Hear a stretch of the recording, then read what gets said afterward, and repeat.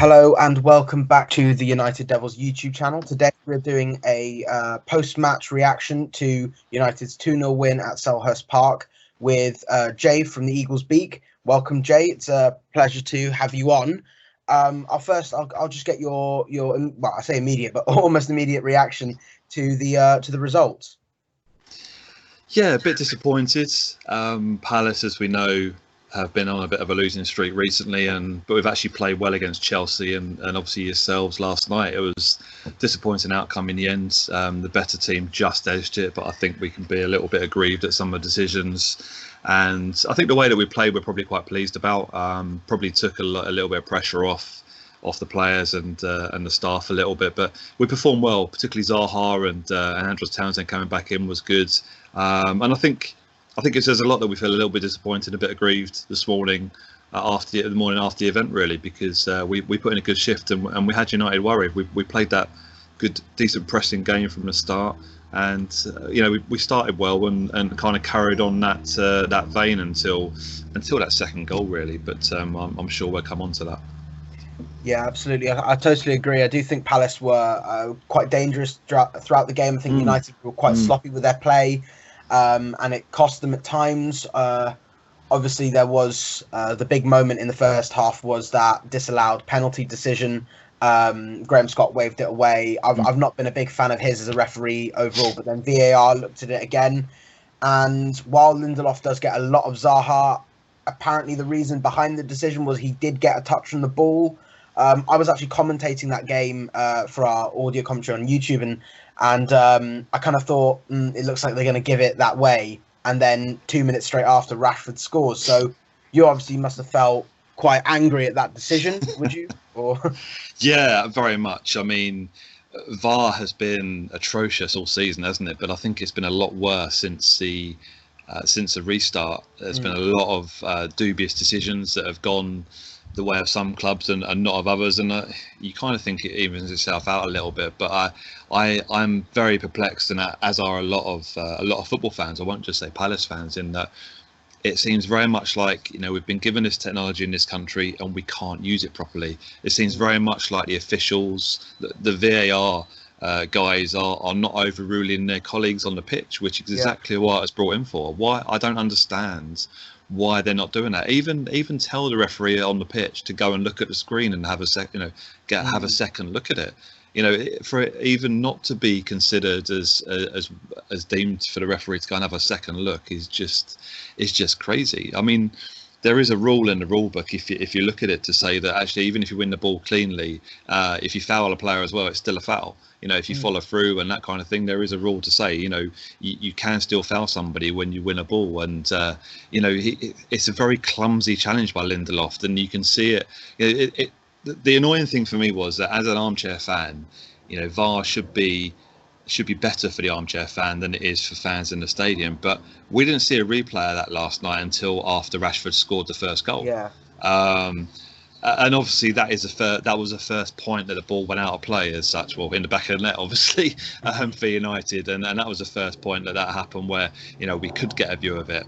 And kind of rubbed salt in the wounds a little bit after going a goal down and realising that actually that should really have been a penalty given. I think 9 times out of 10, if you look at it, if VAR look at it, then the right decision should be, a penalty. I don't buy this whole it's not a clear and obvious error by the referee, because when you look at the replay, most people will say that that should be given as a penalty. I don't care whether it's clear and obvious, because we'll go on to the second decision for disallowing a Palace goal later, because it kind of contradicts each other. When we touch on the offside rule, when they're being such millimeters, it is they're doing the slide rule for the offsides, and but then they're saying that it's not an obvious error by the referee for that penalty decision. When you look back at the replay, you've got a player running in between. I think it's McTominay runs between the referee's view of that challenge. So why didn't they take that into account as well? It's just a little bit raw this morning, as you can probably understand. And VAR, for me, VAR's ruining the game. It really is. It's sucking the life out of the game.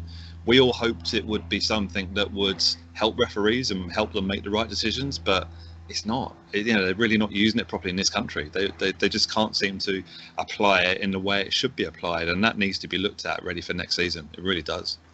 No, I do agree with that. I do think VAR has been used really badly throughout really the season. Obviously, I've seen a stat today where United have had the most positive VAR overturnings, but there's obviously been, that's if you look at that out of context, that makes it the Varchester United thing look a lot more apparent.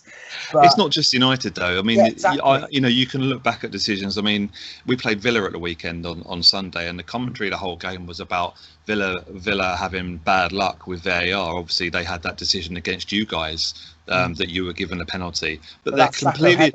Yeah, well, the Sacco header. Yeah, well, the Sacco off the shoulder. Even I mean, that decision was frustrating. But you look at the first game back. I think it was Villa against Sheffield United. The keeper took the ball over the line. That's not even VAR. That's a goal line technology. I mean, that's just a massive error. So it's happened all season. They're not using VAR properly. The goal line technology is not turned on, or whatever happened there, and it's. We're talking a lot of money is at stake here. Every position in the Premier League is several million to finish, and that's a lot for a lot of clubs in this division. And obviously, when you've got the run in, the top 4 teams going into the Champions League, I mean that's going to be decided quite closely. It could end up being decided on goal difference. But with the goal difference being so tight, VAR decisions happening as they are, it kind of makes a mockery of the whole thing, and so much money is invested in this technology that it's got to be used right. Whether they're incapable or what, I don't know what it is, but they just need to sort it out, because it's there to help the game be better, because there's so much money at stake. It needs to be better. There we were worrying last season or season before, bringing VAR in is going to make football too clinical and not giving us enough to talk about. Well, that's certainly not been the case, is it? But it's got to be used right. They've got to look at it, and you look at the continent and how it's used across Europe. For the most part, they're doing it well. They're doing it right. They're using the screens outside the pitch. If VAR don't want to overrule the referee on the pitch, and they send them to the screen at the side. How many times has that happened in the Premier League? Twice? 3 times maybe? Pushing it? I can only remember once. Yeah. In fact, but I think that is the thing. Is we talked about this on our me and a couple of other writers talked about it on the podcast, that they have these screens that have cost hundreds of thousands to be installed in every ground in the Premier League, and they're not being used. And then you've got the guy in the hub somewhere just making all the decisions. So you've really got to go one way or the other. Are you going to have the guy in the hub? Because if you are, get rid of the screens, because there's no point having them. Exactly. Or have the referee on the field look at the screens, and then it's one person's decision, and they can determine whether they've actually made their error or not. Because exactly. Yeah, it should be one way or the other. But, I mean, rather than VAR feeling like they're setting up their fellow professional on the pitch, there's no excuse. You get them to use the screen. I'm sure if the referee looked at that again last night, because like I mentioned, if you watch the replay, McTominay's run across his eye line at that point of the challenge. So how he had a clear view of that, I have no idea. He can't give it if he didn't see it. So if VAR don't tell him to go and look at the screen, you might have to. They're not telling him to change his mind. They're just saying go and look at the screen. Have a second view of that. It just seems ludicrous. It really does. I think it's cost every Premier League club 5 or so million to have this implemented in each ground. I think we should sell ours on eBay, because they're not using it. So. Perhaps, of course. 2 minutes after that controversial call was not given, but Manchester United did go 1-0 up, and you have to say it was against the run of play. But what a brilliant finish from Rashford. It was great skill to get past Joel Ward, who'd played really well, and Van Aanholt had obviously caused us problems over the years, especially at Old Trafford earlier this season. But he did really well to finish like that. And what's your take from the opposition? I mean, when that goal went in, what was the reaction from you? Annoyance, because of what had just happened 2 minutes before. I think it was still quite fresh in their minds, because I was off out of my chair, claiming a penalty, still standing up when that goal went in, and I think at that moment in time you can't really appreciate. you know, it's like when a goal scored against your own team, you Yeah. get annoyed and it becomes a blame game and thinking, you know, whose fault was that? But actually, when you look at the replays, it's a really good goal. Joel Ward's been great for us this year. You know, he was almost surplus to requirements when Aaron Wan-Bissaka took his place when Joel got injured. Obviously, you guys bought Aaron off us in the summer. Yeah. It's been great for you this year, and Joel's had a new lease of life. You know, we thought that will be, you know, he will just end up being a squad player and that kind of thing. We didn't replace Aaron when he left to go to you guys, which was disappointing because we are a little bit short at the right back spot.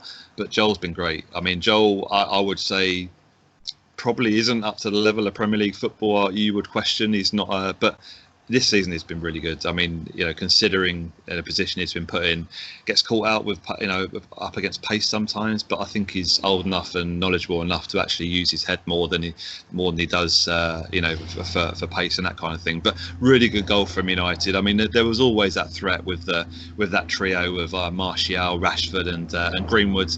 And thankfully, for the most part of the game, they didn't really link up as we've seen them in recent weeks. But that one moment was really good. Rashford took his goal really well, really good bit of play, and like I say, it was hard to appreciate it. You know, it's like when a goal scored against your team, particularly at that point in the game when, you know, we just had a penalty. Not even looked at, whether VAR was even looking at it. We assume they were looking at that point in time, and then United go over up the end of run and score. It was really a bitter pill to swallow, really, because, you know, we played well up until that point. Zaha had an effort very early on and forced De Gea into a good save, and, you know, we'd had the majority of possession up until that point and really taken the game to United, which is exactly what we wanted to see from Palace, even though we've been on this losing run. No, that's very true. Can understand that.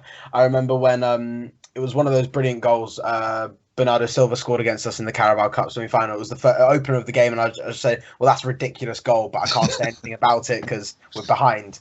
Yeah. But no, I do agree. I think it was obviously against the run of play. I think Zaha, obviously he was the star player for Palace that game. I think you missed Benteke quite a lot with all those long balls up, and Ayew wasn't winning anything because obviously Maguire is. I mean, he won pretty much every header he had.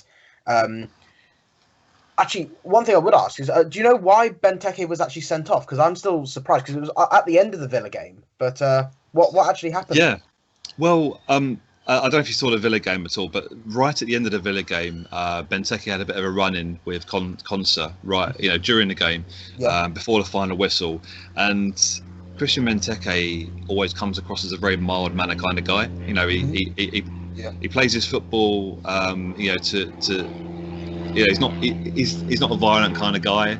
He doesn't have that manner. He comes across as a placid kind of person.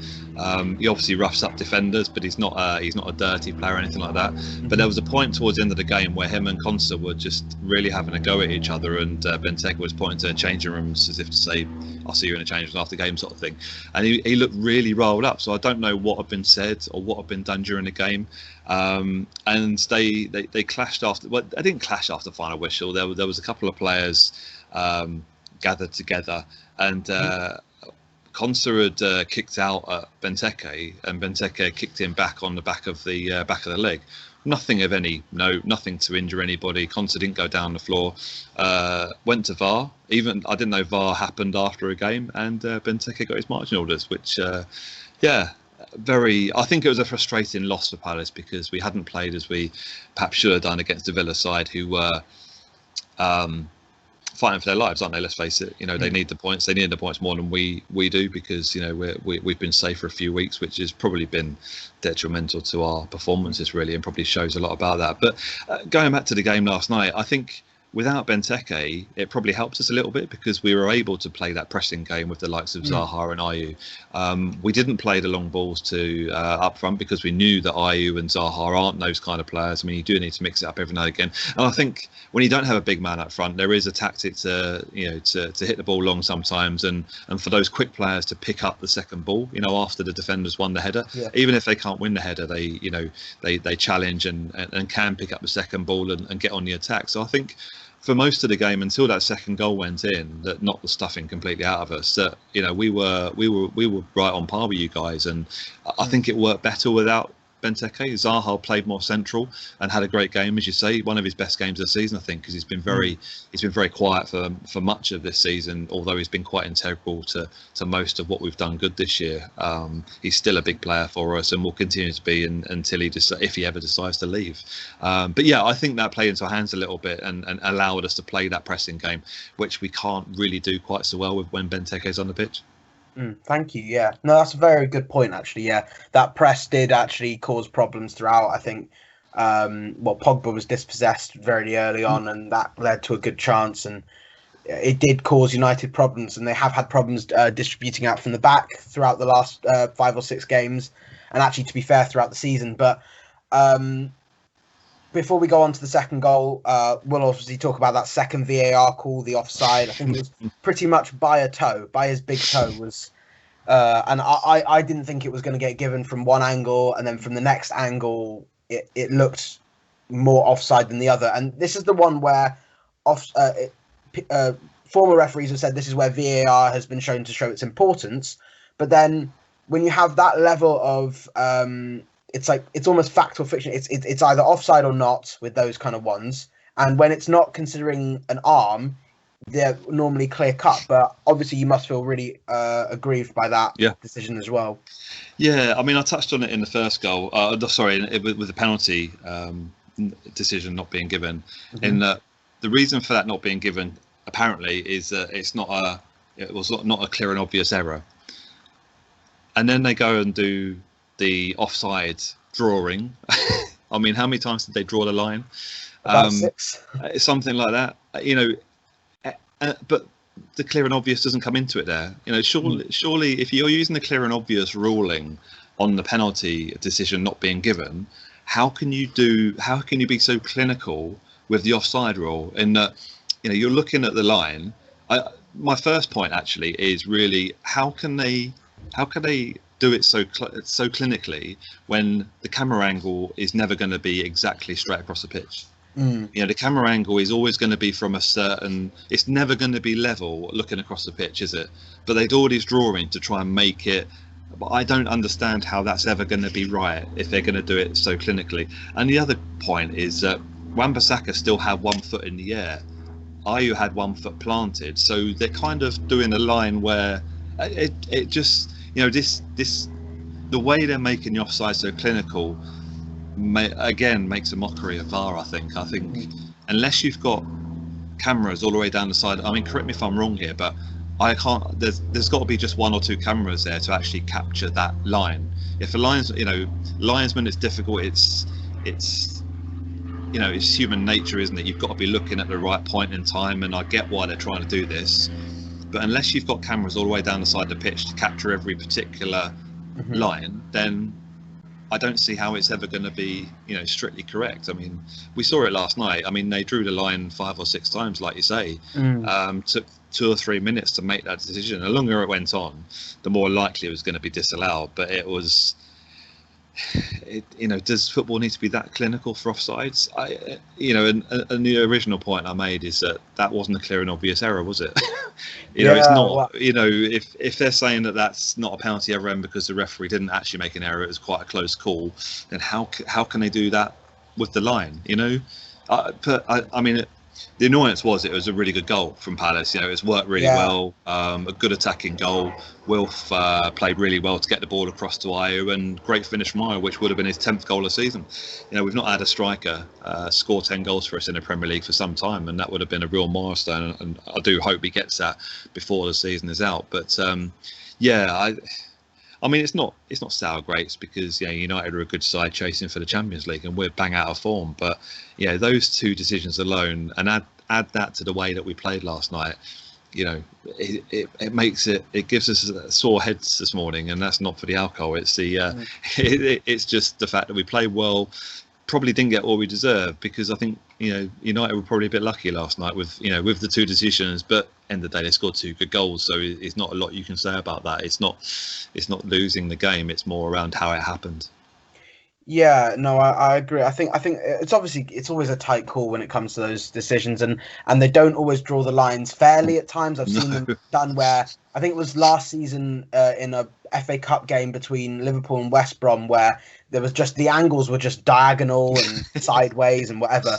But here's my question though: is would you rather everything was yes or was it a foul? Yes or no? It just completely objective, or would you prefer that everything is the clear and obvious? Because they should probably go one way or the other. Do you agree? Yeah. Yeah. I mean, those 2 points I made just then kind of contradict each other in that, clear and obvious one end for the penalty, and you're not using that same rule for the offside. I kind of agree that if we're gonna use it right, then use it right. Don't change the way you use it. It's there to be used. If you look at a replay in the VAR booth or wherever they are, if you make that decision, if you think that should be a penalty, then you make that decision. It doesn't matter if the referee missed it on the pitch. He may not have been looking in the right spot. He may have had his view obscured for whatever reason. Players are on the pitch, players get in the way. It's human nature, isn't it?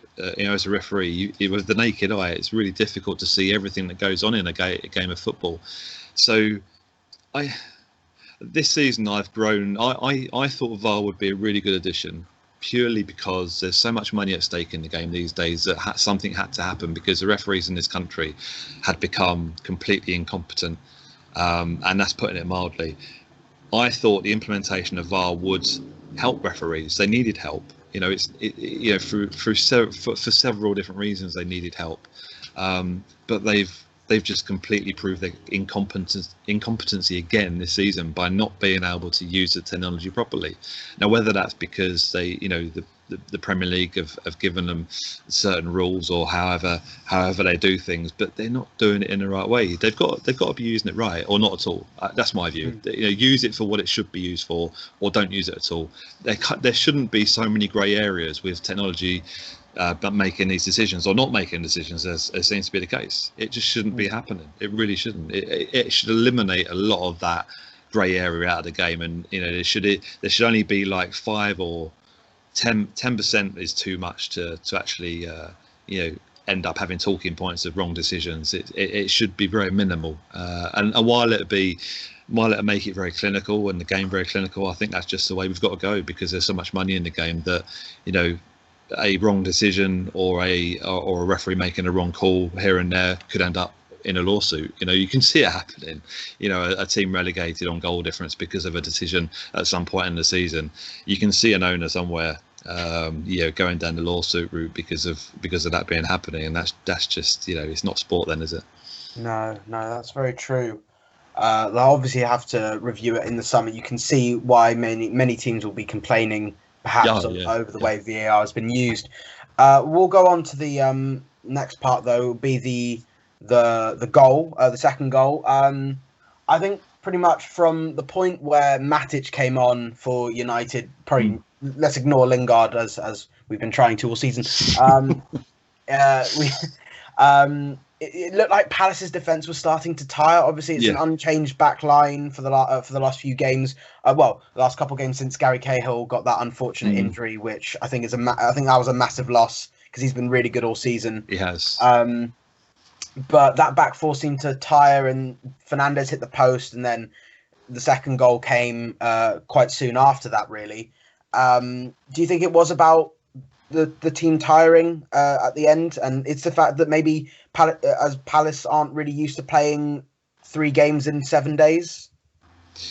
Yeah, I think it's had a big effect. I mean, we're playing a lot of games in a short space of time, and it has an effect on some of the squads that are smaller in the Premier League. I say smaller, I mean, we're scratching around for some youth players to fill out the benches at the moment. We've had Jeffrey Schlupp come back from a long-term injury last night. We've still got a couple of players out with long-term injuries that would come back into the first team. So yeah, there's no doubt about it. After that long layoff, it's been very peculiar for not just for fans, but it's been very peculiar for footballers even, because even now, the protocols in place are very different. It's a very different scenario for footballers, and we have to remember that.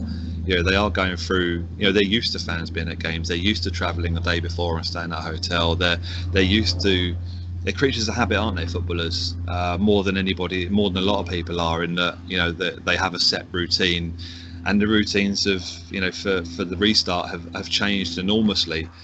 And it's no surprise that a team like Palace, we play our strongest team every time. There's a couple of changes here and there because we have a couple of midfielders who questionably add a little bit more in some games than some others. But I think the way that we played last night, the high tempo, the high press at the start of the game, probably told at that point. And that second goal was it just sucked life out of us, really.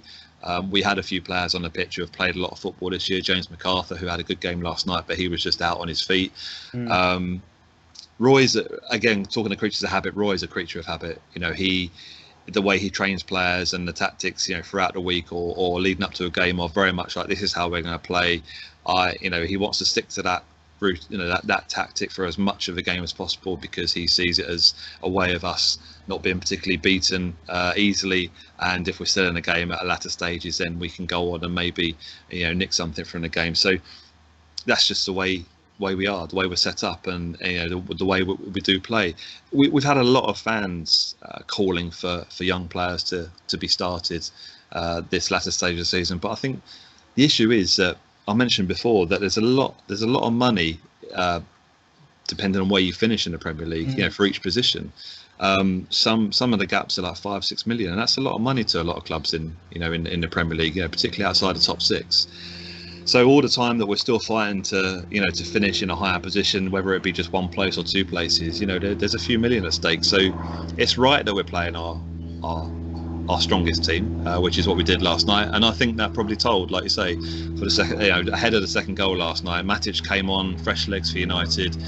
I know he's an integral part of United's side, and he was on the bench last night for a reason. Obviously, he needed a bit of a break from the routine, and I think a lot of players are feeling it. I think the last couple of games we're going to see a few mistakes and a few players picking up injuries, because it has been a very peculiar time. So yeah, but to the goal, a good goal again. It's just a shame that Patrick Van Aanholt ended up falling very awkwardly, and looked like he's going to miss the last couple of games of the season. Looked to be in a lot of pain, which took a shine off the goal a little bit from for everyone's perspective, because everyone's worried about the injury. But good goal. Martial's played well this season, and it's very hard to those players running at you at that latter stage of the game is very difficult for defenders who are struggling for a bit of fitness and tiredness. But good goal. I don't see a lot about what we could have done about it, really, other than trying to break it up before it got towards the penalty area. But Martial took it well. Yeah, thank you. Yeah, and of course, hopefully Patrick Van Aanholt's going to be all right. I think he dislocated his shoulder, if I'm not mistaken. I think so. Yeah. So hopefully he's going to make a swift as recovery as possible, because obviously the season, I think, is going to resume in October. But we'll have to see how that pans out. Definitely. Well, just before we finish, obviously Palace, there are 2 games left for both sides. In the Premier League, Palace have Wolves on Monday night, and yep. I believe you finished the season with a home game against Spurs. So obviously difficult games, because they're both going to be competing for potentially Champions League, but more like Europa League places. How do you see Palace doing? Do you think you'll finish with positive results? We're on a 6-game losing streak now, so it's funny, because it's not very often we've been in a position in that we're safe with games to play. We got ourselves into a safe position with 5 games to go. I think that win at Bournemouth on the first game after when we came back after the restart, that win kind of put us on 42 points and pretty much secured safety in the way the other fixtures panned out and how the distance we had between us and bottom 3. It's a bit of a novelty for us to have games to play and not have anything to play for in the Premier League. So from that respect, it's a good thing, but we're not used to this. Which we're not. It would have been nice to kind of push on and try and battle for a Europa League spot, which was within our reach at one point. The way that the fixture of the actual positions will finish. With City potentially were going to be banned at that point, but obviously not now. Probably takes that away from us. So Yeah, it's been a funny old season. I'm just glad that we got the points on the board before we had this run in. You know, this last 5 or 6 games, it's every game, every team we're playing have something to play for. You know, even Liverpool hadn't won the title when we went to Anfield. Yeah, Burnley, we hit them on a good run of form, and they're still playing well. And then obviously we're finishing against Wolves and Spurs, which both have, you know, they're trying to battle for a place to play into. And so not going to be easy. However, you know, the way we performed against you guys last night gives us a lot of heart, and also against Chelsea at home. We play well against them as well, so hopefully we'll play better.